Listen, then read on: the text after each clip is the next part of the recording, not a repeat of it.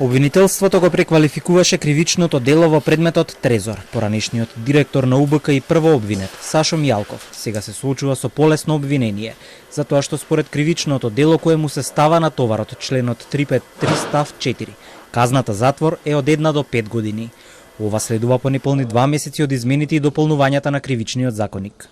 Согласно измените и дополнувањата на кривичниот законник, вршам измена во однос на правната квалификација на кривичните дела кои им се ставаат на товар на обвинетите.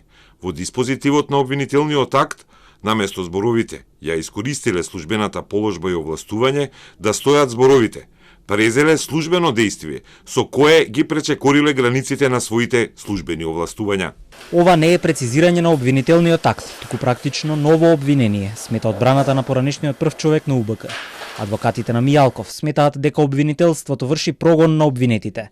Прашуваат како може сега без никакви аргументи и само поради тоа што е изменет законскиот текст да се измени дејствието на извршувањето на кривичното дело, само за истото да влезе во калапот на изменетиот кривичен законник.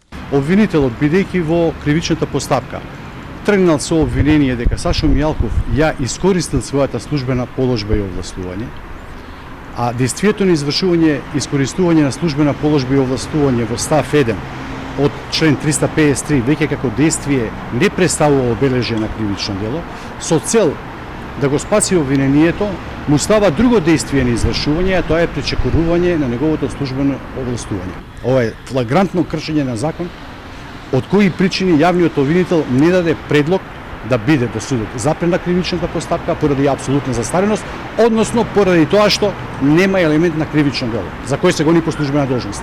Предметот Трезор се однесува на начинот на набавка на опрема за следење на комуникациите од Велика Британија. Овој случај е единствениот останат предмет за кој му се суди на Мијалков.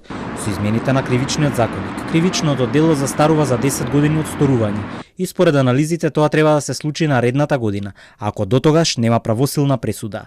Следното рочиште за случајот Трезор е закажано за 24 ноември, информираат од Основниот кривичен суд Скопје.